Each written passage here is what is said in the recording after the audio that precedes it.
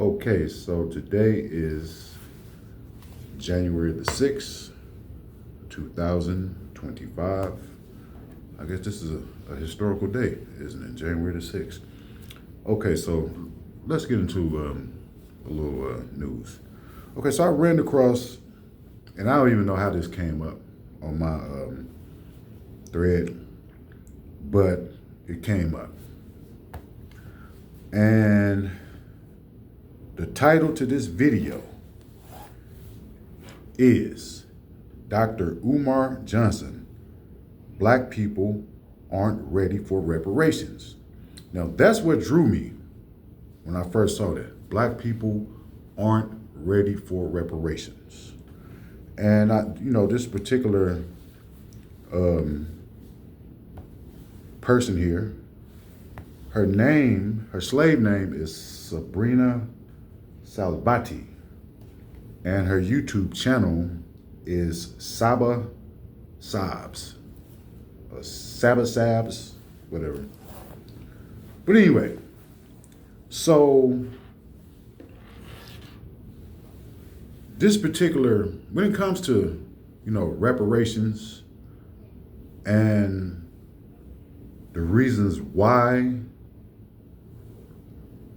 African Americans deserve reparations and the pivotal role that the government at some point is going to play in those reparations, these are extremely important topics. And only the most, how could I say this? Now, of course, we as individuals can have conversations concerning reparations and the critical need for the United States government to right a historical wrong. We all can have those type of conversations. But only the most critical thinkers amongst us should be allowed to come out on the national and international scene and talk to the world and the community about it. Only the most critical thinkers amongst us. Anybody, being that this topic is so critical, it requires a lot of research, a lot of legal maneuvering, a lot of financial maneuvering, right? So anyone should not be allowed to publicly speak on reparations as if they are an authority on the topic. Remember, this is very, very critical information, right? So this particular person right here, it seems to me that she's taking umbrage against some of Dr. Umar's views on the subject of reparations. Now, don't get me wrong. I, in the past, have had issues with Dr. Umar, but as of late, I've been seeing a radical change in his thinking and his behaviors. I've been seeing a radical change. See, no longer is he just walking around trying to pedestalize black women and trying to garner them as his major market audience. He's becoming more diverse now.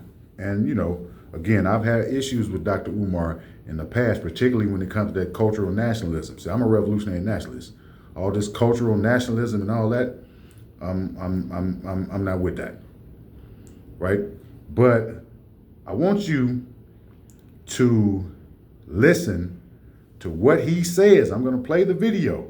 And again, you can find this particular video at Saba Sabs, SABBY-SABS. And her name is Sabrina Salvati. Now, I did a little research, but we don't have time to really talk about it concerning her. She has a background in journalism, and she was on the debate team when she was in high school and all that, right? So being that she was on the debate team, then she should realize it is her responsibility above all others to present any audience with the most objective information as possible. But let's get into the interview. Dr. Umar, a friend of the show, sent me this video of Dr. Umar, and then it caused me to look up another one. You know, Dr. Umar has always said that he supports reparations. He supports it for the entire, diaspora. So he's not in favor of lineage-based reparations, so to speak. Okay.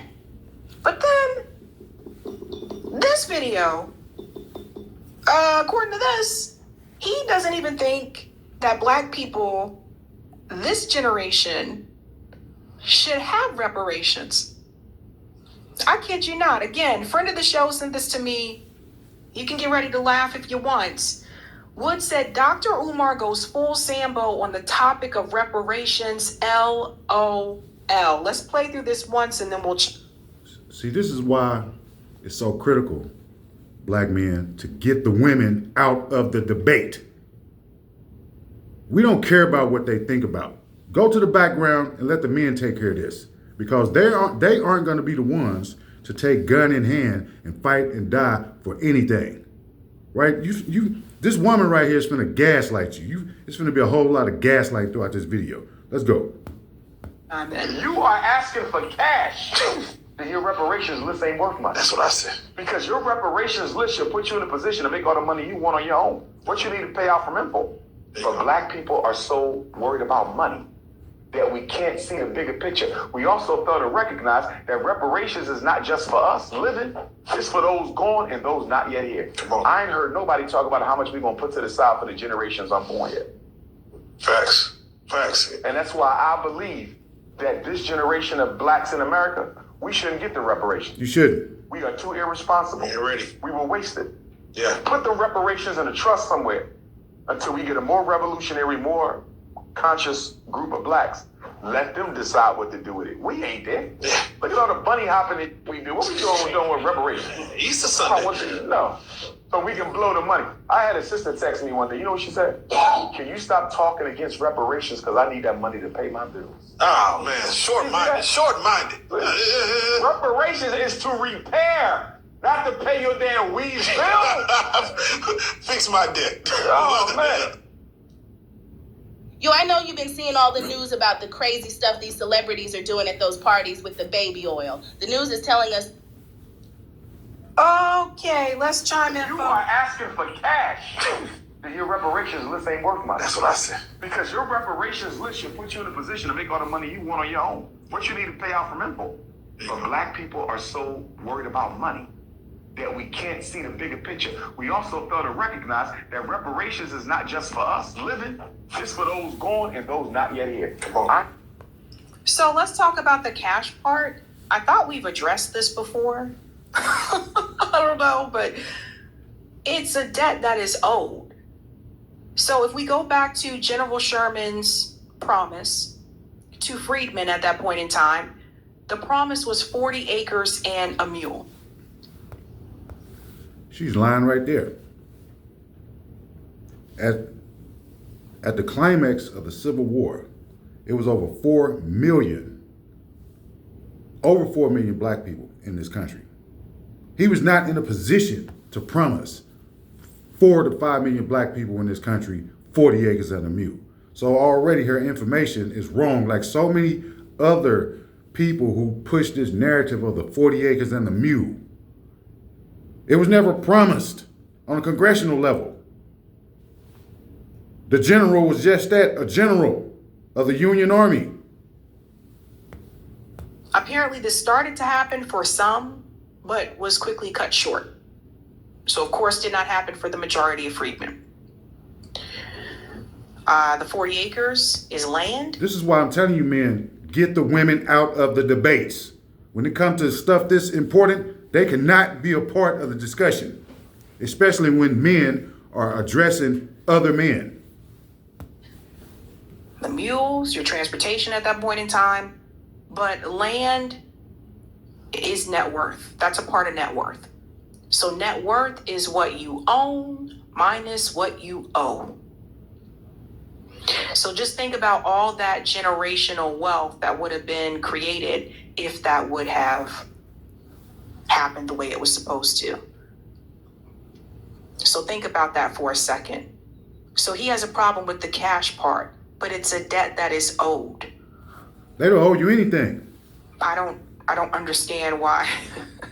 This is the part that just drives me crazy.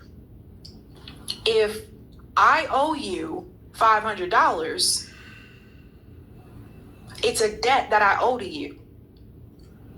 Now you have the idea, or you have the right to handle that however you want. If I owe you $500 and I promise to pay that $500 to you, you have the right to take me to small claims court if you want to.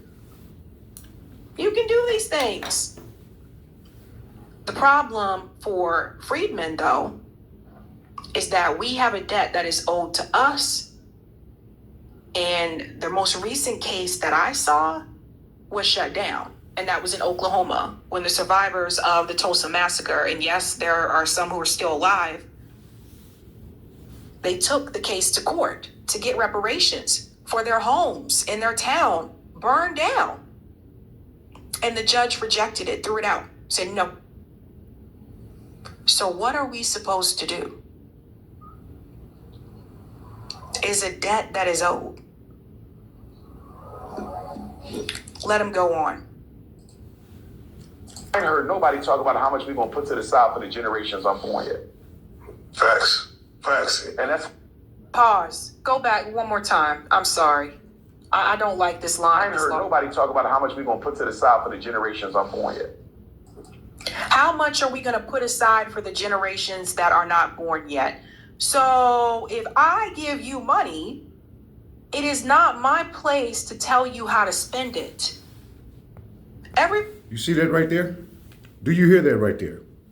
If the government gave us reparations, then it's no one else's responsibility to tell us how to spend the money, correct? This is why you get these people out of the debate. These people are too politically and ideologically underdeveloped to even discuss something like this in open forum. Listen to how she gaslighting you right now. One, say this with me. If I give you money, it is not my place to tell you how to spend it. That is your decision. So if it's your decision that if the government gave you $20 million each black family, if you just go and blow it, well, you just go and blow it, correct? See, again, when we're dealing with politically immature people, they talk just like this here.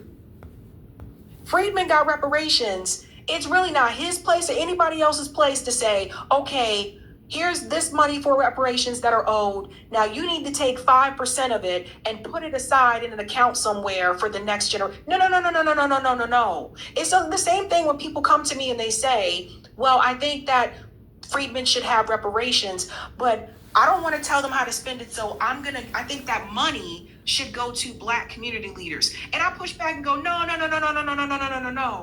I don't know those leaders. We don't know a lot of those people. They say give it to community leaders. Like who? Like Al Sharpton? We don't know a lot of those people. Gaslighting you. That's the other thing. And I'm supposed to trust that they're going to do the right thing? This is a person right here who's never fought for nothing. Never known a night of hunger. Never had to look over her shoulders running from the authorities of the system. Never spent a night in jail in a cold cell and took a cold shower. These are the type of people that's at the forefront of the reparations debate. Nobody's, nothings. Men, get the women out of the politics. Not on me to tell you how to spend it. He goes on to say this. Facts. And that's why I believe that this generation of blacks in America, we shouldn't get the reparation. Never. We are too irresponsible. Ain't ready. We shouldn't get it. Never. Because we are too irresponsible. This generation should not get it because we're too irresponsible. So there he is using a blanket stereotype No, he's not. to frame an entire group of people. Yes.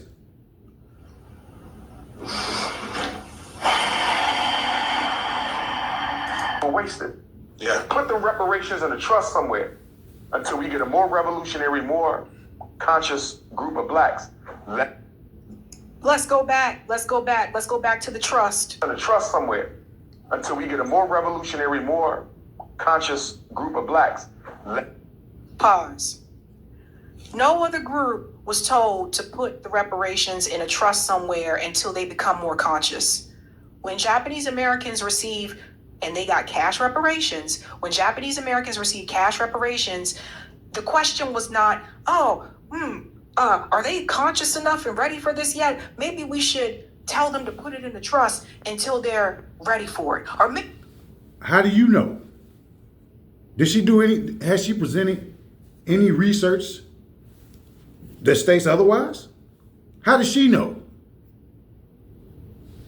Maybe we should put it somewhere to the side for them until we feel they're consciously ready for it. That to me is a stalling tactic. When I hear this type of rhetoric, when I hear people say, oh, you're not ready for it, put it in a trust somewhere, you're not conscious enough for it yet. To me, that's just a way of stalling progress. And I told you before about people that will do this. People that come into certain organizing or activist spaces that will try to stall the progress as much as possible. Because I'm sorry, that is owed to freedmen in this country. You can't sit back here all these years and just say, I know it's been a long time and I know you were promised 40 acres and a mule, but let's just put that money in a trust somewhere until you're more conscious and ready for it. Are you an inventor, or do you have an idea that you know will sell, but just aren't sure what to do with it? Let's just put that money in a trust somewhere until you're more conscious and ready for it. This is, when I hear Dr. Umar talk about this to me says that he is there to delay the progress. That's an infiltration tactic, by the way, in organizing spaces. I don't know if you guys know about that. That's the more gaslighting.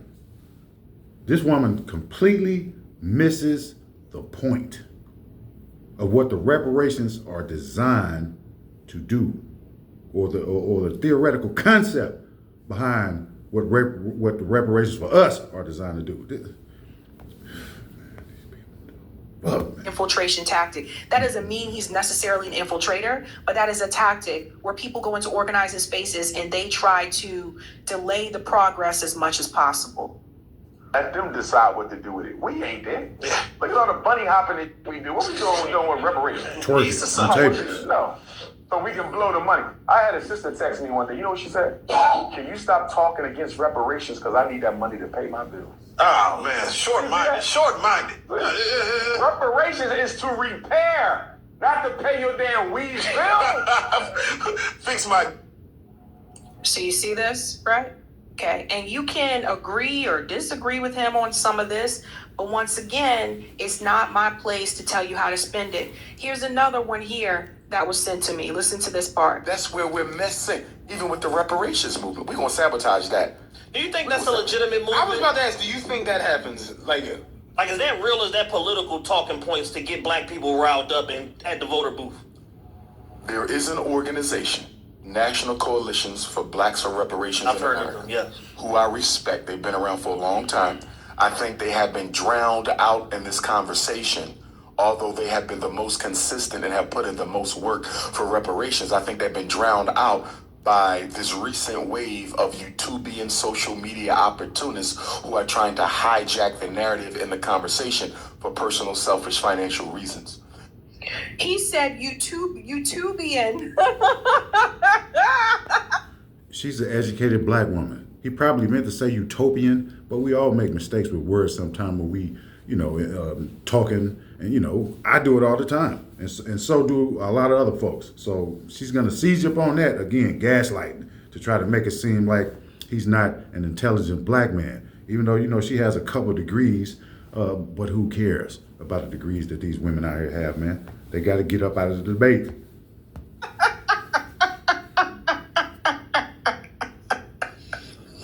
Oh my God. Who said it here? Where did it go? Oh, I just had it. Someone said something about this. Yes. Music World said that is very rich coming from a person always asking for donations for his school he has yet to build. Yeah, you're right. I'm bringing it up to say reparations is a legitimate movement. It is as old as slavery. The first reparationists were Pan-Africanists. It was born of the Pan-African movement. We've always had a fight for reparations since slavery. Now, this new age social media reparations conversation, I think, takes away from the seriousness and the integrity of the original reparations movement, because I think it's too much focus on I want some money right now. Who is he talking about? He talking about people Is like he- you. He's talking about the social media. He talking about people like you. That's who he talking about. People who have no plan, who have no infrastructure in effect in order to take the money that so-called reparations and do something with it. He talking about people just like you. Movement of reparations. I mean, okay, so a vet, for example, was just on here for the panel, right? ADOS is an organization. Like, I mean, look at it this way. Like, even if you don't agree with a vet on everything, you can't say like, look, they didn't start an organization, and the organization has chapters like in different cities. I mean, at least they did. You know what I'm saying? Like, so you can't say there was an ADOS conference. There was an ADOS conference last year. I mean, it's not like they're not doing anything. So if that's what he's referring to, I mean, when it comes to social media thing, I'm like, yeah, they're on social media, but they're also building things. So I guess I just don't understand why he sees it that way. I don't think the people carrying the conversation Oh, hold on. I don't know. of the original reparations movement, because I think it's too much focus on I want some money right now. I don't think the people carrying the conversation. I hate when this thing does this. Where are we? 320. This is a YouTube thing. Sorry, guys. Of the original reparations movement, because I think it's too much focus on I want some money right now. I don't think the people carrying the conversation. Let me just do it this way, guys. Sorry. Sometimes the YouTube, it gets stuck right there. Now, where was I? Right about here. He doesn't think the people carrying the conversation. Think the people carrying the conversation right now are concerned about the long-term health of Black America. Yeah. When I go on social media, I keep saying people say, I need some money. So they're not thinking about slavery. They're not thinking about reparations. They damn sure not thinking about Black community reconstruction. They just want some money like a PPP loan. Yeah, they trying see to- reparations as a PPP loan. And you know what they're going to do with it? They're going to take that money right to white people. Yeah, Hey, put right it on back. FanDuel. Same day. Right back. Yeah. And get- So this seems like a stalling tactic to me, and I think that Lance brought up a good point. He said a vet is a serious person building a legitimate reparations movement. Umar is out here chastising people for interracial dating. Yeah, someone put in the chat, they said, oh, invite him on. Seth said, just interview Dr. Johnson. Oh, he definitely ain't gonna come on here. Seth, I got love for you, but he's definitely not gonna come on here.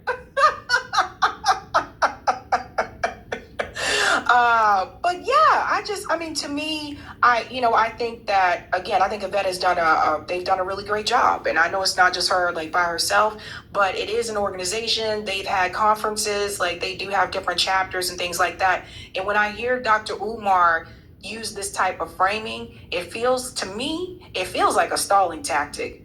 And as someone who's been in organizing spaces for different issues, I don't know, man. I feel like I can spot them now. I feel like I can spot the people that's like, you're trying to delay progress. You're trying to stop it from working. That's why you're here. I feel like I can Get them feel a it. car and then Yeah, and some new weed. Yeah, some they new gonna have Lambo trucks parked in front of grandma's house. And this is why the New Jack social media reparations flunkies, they take issue with me when I say that if I were in charge, reparations does not get distributed to this generation of blacks. Because when I look at 21st century black America, Oh, what happened? we're the first fifth. The first fifth of the 21st century is over. It's ours. Can somebody tell me what have we achieved in the first fifth of the 21st century? Nothing. We still gotta. So for some of us who might not understand what the first fifth is, he's talking about the first 20-something years. He should have said the first quarter, actually. But 25 years into Collective $0 Have we wealth changed base. anything? Have we fought for anything? No. Have we built anything? Have we changed anything? So let me give you, we the laziest group of black folks that ever existed. Agreed. I'm just gonna keep it a buck. We are the laziest, most self-hating group of black people that ever existed. And you're the ones who want reparations? It's nothing. So we're supposed to trust you to use this money for the reconstruction of black America when all you care about is yourself? We don't get the reparations, bruh. We can continue to articulate it, formulate it, put it on paper, but the distribution got to come later when there's a more responsible, more racially loyal and conscious group of black folks. If we got that money today, y'all know we would destroy it tomorrow. Man. There it goes with you gotta be more conscious. You gotta be more, I guess I better take my lazy ass on then. No, come on, guys. Come on. You know what this is like. Oh, you're not ready for it right now. We need health care for everybody in this country. No, you're not ready for it right now. You see what I'm doing? You see how this works? You're not. Gaslighting. Okay, so I could end it right there. I guess we'll finish it out. But again, remember the video I made back on December the 10th when I was talking about critical infrastructure? And I gave you the components of critical infrastructure and how the components of critical infrastructure ensures that you have a healthy nation and a healthy community. That's what Dr. Umar Johnson is talking about when he says that you need a more revolutionary, conscious generation of people who will be in a position because they have to build the infrastructure first. The infrastructure must be put into place first. If you give the average person $100 million and they have no infrastructure surrounding them in order to protect and expand that $100 million, what do you think is going to happen? Dr. Umar is absolutely correct. See, this generation of blacks here, it includes mine. I was born in 1973. We get nothing. I wouldn't put $1 in their hands because since I've been alive, these last two generations have fought for absolutely nothing, achieved nothing. Now, individual achievement, yeah, some of us have achieved some things, but as far as collective achievement and development, achieved absolutely nothing. Instead of, and I always talk about the law of negation and negation. Instead of us going through a spiral of development where through each spiral upward, we become better, we've actually spiraled downward and have become worse. You can't even have a topic, a conversation with average people talking about rep. They won't understand it psychologically. They're not there. That's what Umar is saying. They're not there. When that money, when it is distributed, and I have a theory of why we're going to receive reparations. I have a theory. But when that money is distributed, it already has to be in place. The organizations, and I just wrote a couple of them down. These are some I know, hey, who the hell am I? But again, December the 10th, y'all need to go back and watch that video because you didn't, right? And I dealt with critical infrastructure. So let's just deal with why this generation today isn't ready for reparations. And I say infrastructure. And infrastructure is inclusive of what? Financial institutions, both national and international. Attorneys of all types. Yeah, we have a lot of black attorneys out there. A lot of black attorneys. And you know, in their particular area of expertise, we have a lot of black attorneys that, again, are multifaceted. You know, we got international attorneys. I mean, we have black attorneys out there, but there is no united front amongst those attorneys, right? See, we talk about reparations. Reparations go well beyond the borders of the United States. Give us $100 million today. And I want to be talking to somebody down in Brazil like, look, man, look, we got $5 million. Can we build a plant down here so we can extract these resources, refine the resources, ship these? These are the kind of people we need to be talking to. What else do we have? Okay. Black people have no multinational corporations. Let's get real. Not African Americans. Not African Americans. We don't have national corporations. I could be wrong, but I doubt it. Name one, right? International companies, trade organizations. See, this is what Umar is talking about. And for this woman right here, who shouldn't even be involved in this type of debate in the first place, because it is too critical for her to understand. This is why we don't have female imams. This is why we shouldn't have female preachers at the podium, because the information that's being put out there is too critical. It's too critical. You should not even be a part of this debate. Yes, you can debate about it, but you go debate about it with other women. That's who you debate it with. Don't come to us men giving us your opinion, because most of us, we just are not going to care. I lost my damn video. I'm up here running my mouth so much, but let me see if I can get back to it. Right? Oh, you know what? I know how to get back to it. I know exactly how to get back to it. Okay. No. Let's go here. But y'all really should go back and watch that video I made on December the 10th.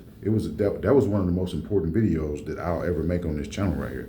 Okay, here we go right here.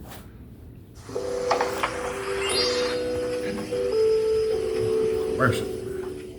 Shit. You see how this works? You're not ready for it right now. You're not conscious enough. If we just got it, we would just blow it. Again, it is not up to you to tell people how to spend it. I don't give a damn. And look at here, woman. It's not up to you to tell us black men on what we should be telling the community. You stay in your place.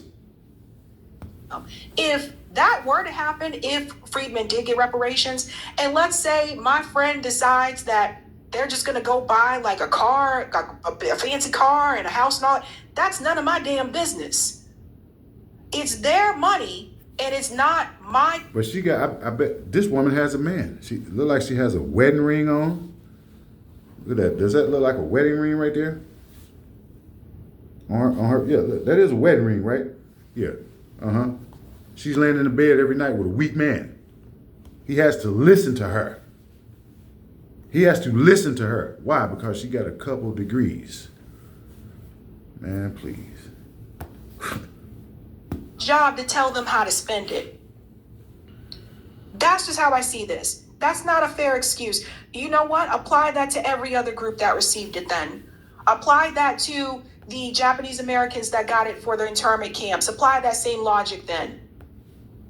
Again, more gaslighting.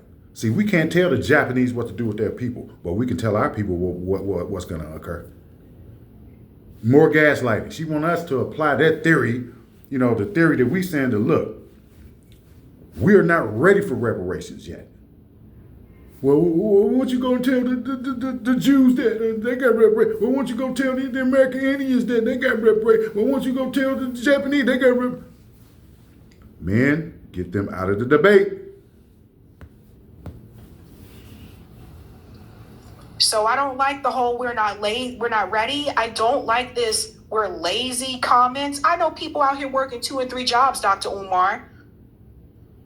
I know people working multiple jobs just to pay the rent. Stop saying that, well, this generation of black people are, which generation are you talking about, by the way? Who are you talking about? You're talking about... He's talking about the current people that's living on the planet right now. He can't be talking about the people that's dead, correct? Or the people that haven't been born, correct? He's talking about the people that's here right now. That's the generation of people he's talking about. So again, get their ass up out of the debate, man. I wouldn't even debate with this woman right here. Only reason why I'm even showcasing this video is because of the topic. Other than that, I would have saw her, I would have went straight, but I don't listen to what the women talk about, man. I could care less. It's millennials? You talking about Gen Z? Who you talking about? And got my blood pressure all up. Yeah, you got mine up. People like Dr. Umar. People like you. I feel like they're there to stall and to delay progress. That's what I think. And I've been in organizing spaces and I've seen it before. Instead of bashing it, why isn't he trying to work alongside some of the people who are organizing and that have had conferences about this and are making inroads in communities? Why isn't he doing that? Why isn't he doing that? Why is he going to all these different podcasts and just speaking terribly about it? If he was serious about that, why is he not trying to organize or mobilize or anyway with those people? And listen, I'm not an expert, but I'm learning. And at least I'm willing to have that conversation. I had the conversation with Dr. Darity. I highly encourage everyone to read Dr. Darity's book. In case you're still curious or you may feel you don't know how you feel about reparations, read Dr. Sandy Darity's book. Start there. And then you can move forward. But I feel like if you really were serious, you really wanted to make that happen, then you would be trying to work with people, not work against people. I don't think he's working against anyone. Hey guys, this was a savvy clip. If you like what you saw, hit that like button and subscribe.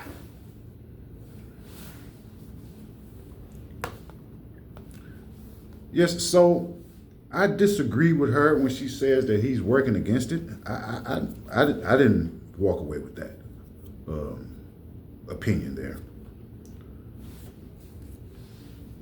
I honestly support what he said, that this generation of African Americans aren't ready. Now, I always say that what we don't have today, we can have tomorrow. We might not be ready today. We might not be ready tomorrow. But next week, we can be ready. I always say that. And I think Dr. Umar Johnson was saying the same thing, right? And I don't want the women to think that I'm a misogynist and all of that.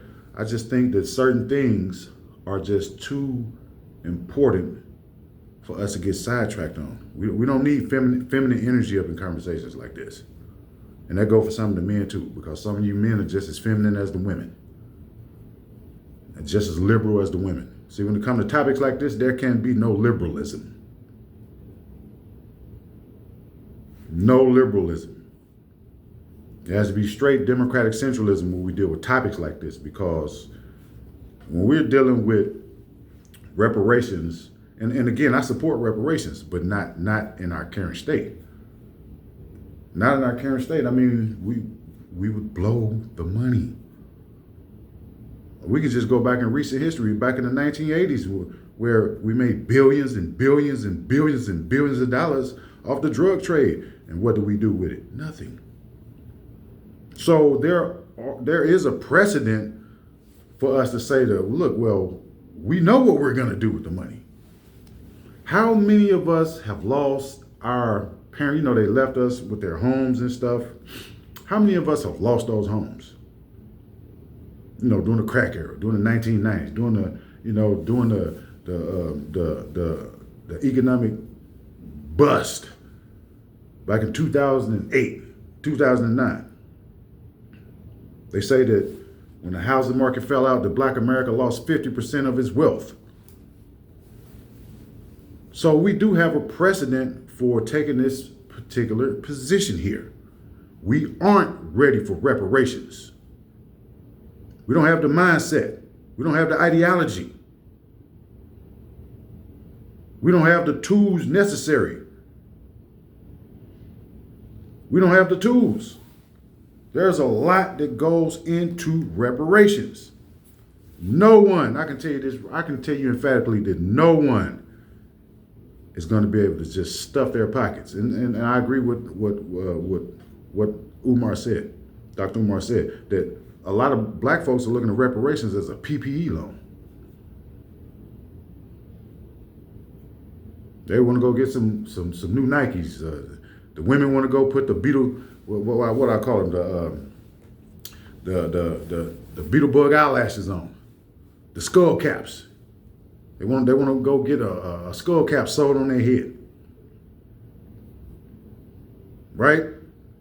No one is going to be able will be allowed to just stuff their pockets. That's not what that money is designed for. Reparations, that money is designed to right a historical wrong. That's what it's designed for. And if it takes us 100 years to put the infrastructure in place in order to facilitate the transition and the dispensing out of those funds, then that's what it's going to be. Most of us will. I don't think I ever see reparations in my life, but I have a theory of how the United States government is going to finally come clean on their reparations. I'm gonna keep it quiet for right now, but reparations will be given.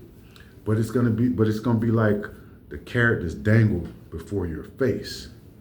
It's gonna be like, if you stick your hand in that hole down there, it doesn't matter which snake bites you. It's gonna be one of those kind of moves.